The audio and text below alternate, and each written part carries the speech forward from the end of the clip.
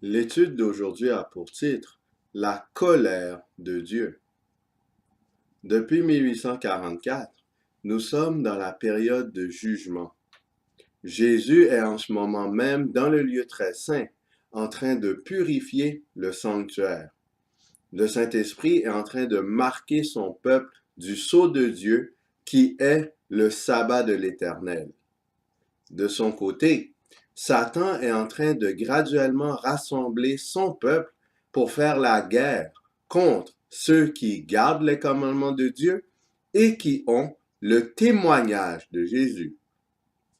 À la fin du temps de grâce, la papauté et ses partisans vont subir la colère de Dieu sans mélange de miséricorde et de bonté. Nous analyserons aujourd'hui en quoi consiste la colère de Dieu. Apocalypse chapitre 8, le verset 1. Quand il ouvrit le septième sceau, il y eut dans le ciel un silence d'environ une demi-heure.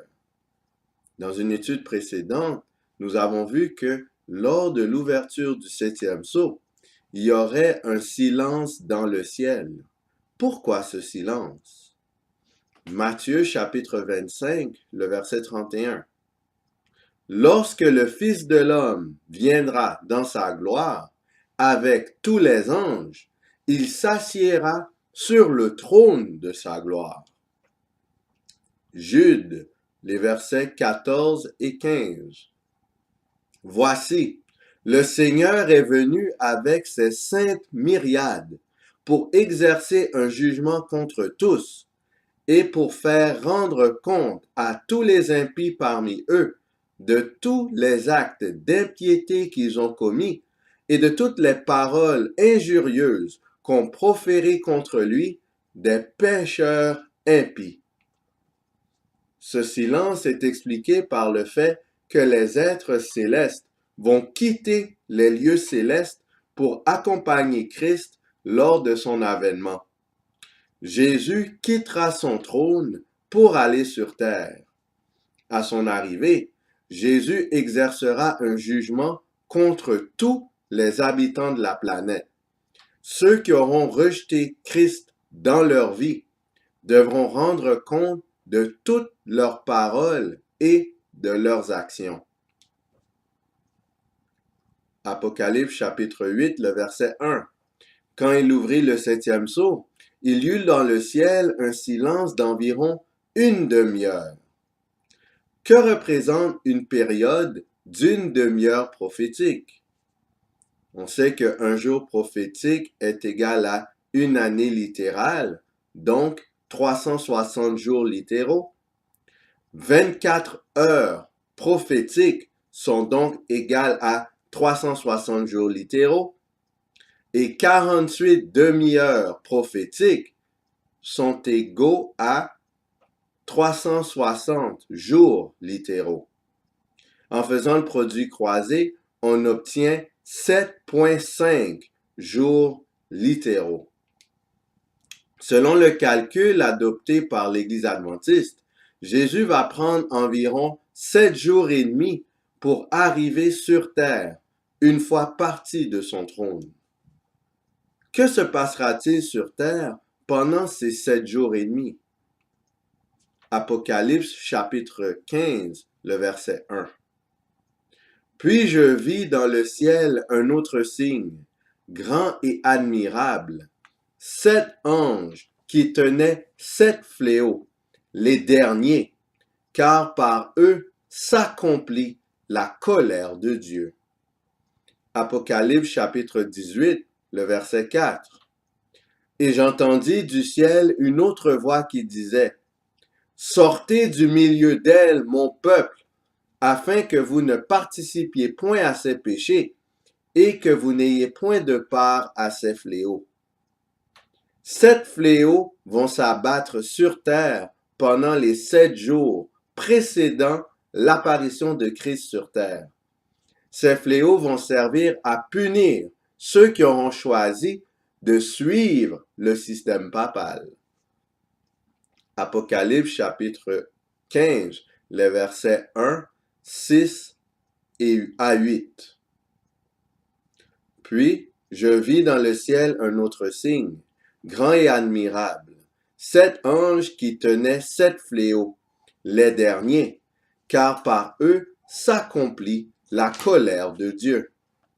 Et les 7 anges qui tenaient les 7 fléaux sortirent du temple, revêtus d'un lin pur, éclatant, et ayant des ceintures d'or autour de la poitrine. Et l'un des 4 êtres vivants donna aux 7 anges 7 coupes d'or, pleines de la colère du Dieu qui vit au siècle des siècles. Et le temple fut rempli de fumée, à cause de la gloire de Dieu et de sa puissance. Et personne ne pouvait entrer dans le temple, jusqu'à ce que les 7 fléaux des 7 anges fussent accomplis. Que représente la sortie du temple par les anges? Que signifie le fait que la fumée, la gloire de Dieu, remplit le sanctuaire, faisant que personne ne puisse y entrer après que les anges soient sortis du temple? Exode chapitre 40, les versets 33 à 35. Il dressa le parvis autour du tabernacle et de l'autel, et il mit le rideau à la porte du parvis. Ce fut ainsi que Moïse acheva l'ouvrage. Alors la nuée couvrit la tente d'assignation, et la gloire de l'Éternel remplit le tabernacle. Moïse ne pouvait pas entrer dans la tente d'assignation, parce que la nuée restait dessus, et que la gloire de l'Éternel remplissait le tabernacle. 2 Chroniques chapitre 5, les versets 11, 13 et 14. Au moment où les sacrificateurs sortirent du lieu saint, car tous les sacrificateurs présents étaient sanctifiés sans observer l'ordre des classes, et lorsque ceux qui sonnaient des trompettes et ceux qui chantaient, s'unissant d'un même accord pour célébrer et pour louer l'Éternel, firent retentir les trompettes, les cymbales et les autres instruments, et célébrèrent l'Éternel par ses paroles, car il est bon, car sa miséricorde durera toujours. En ce moment, la maison de l'Éternel fut remplie d'une nuée. Les sacrificateurs ne purent pas y rester pour faire le service à cause de la nuée, car la gloire de l'Éternel remplissait la maison de Dieu. Lorsque les sacrificateurs étaient sortis du lieu saint, c'est là que la fumée remplissait le sanctuaire. Il était à ce moment impossible d'officier dans le sanctuaire. La fumée avait produit le même effet lorsque le sanctuaire avait été dressé au temps de Moïse. Or, vu que les sacrificateurs exerçaient un sacerdoce d'intercession en faveur du peuple, le fait qu'ils ne sont plus en mesure de faire ce travail indique que la période d'intercession est terminée. Similairement, la sortie du temple par les anges, ainsi que la fumée rendant impossible le sacerdoce dans le sanctuaire, symbolise la fin de l'intercession en faveur des êtres humains. Quel personnage a dû boire la coupe de la colère de Dieu? Marc chapitre 14, les versets 32 à 36. Ils allèrent ensuite dans un lieu appelé Gethsémani, et Jésus dit à ses disciples, « Asseyez-vous ici, pendant que je prierai. » Il prit avec lui Pierre, Jacques et Jean, et il commença à éprouver de la frayeur et des angoisses. Il leur dit, « Mon âme est triste jusqu'à la mort. Restez ici, éveillés. » Puis, ayant fait quelques pas en avant, il se jeta contre terre et pria que, s'il était possible, cette heure s'éloignât de lui. Il disait, « Abba, Père, toutes choses te sont possibles. Éloigne de moi cette coupe. Toutefois, non pas ce que je veux, mais ce que tu veux. Luc chapitre 22, les versets 41 à 44. Puis il s'éloigna d'eux à la distance d'environ un jet de pierre, et, s'étant mis à genoux, il pria, disant, Père, si tu voulais éloigner de moi cette coupe, toutefois, que ma volonté ne se fasse pas, mais la tienne. Alors un ange lui apparut du ciel pour le fortifier. Étant en agonie, il priait plus instamment, et sa sueur devint comme des grumeaux de sang qui tombaient à terre. Jésus, qui est Dieu, avait peur de la coupe de la colère de Dieu. Des impies, de leur côté, devront faire face à cette coupe. Imaginez l'angoisse de la colère de Dieu, les 7 derniers fléaux. Imaginez ce que ça va faire ressentir aux infidèles. Contrairement à Jésus, aucun ange ne viendra les fortifier.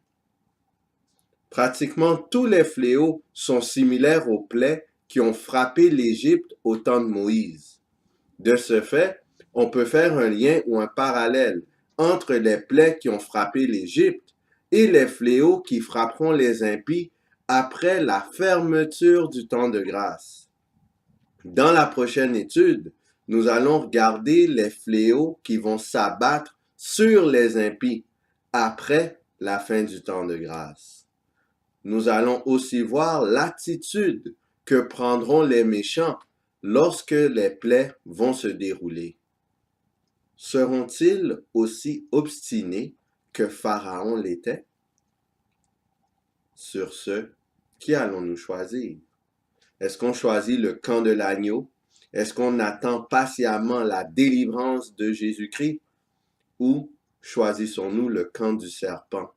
Faisons-nous partie des impies et appelons-nous sur nous-mêmes la colère de Dieu? Que le Seigneur nous pousse à prendre une décision ferme pour dénoncer et nous détourner, si ce n'est pas encore fait, du système papal et de toutes les églises qui suivent ce système. Que nous demandions à Dieu d'être scellés de son Esprit Saint afin que nous soyons prêts à la crise finale qui va s'abattre sur la terre. Que le Seigneur nous garde.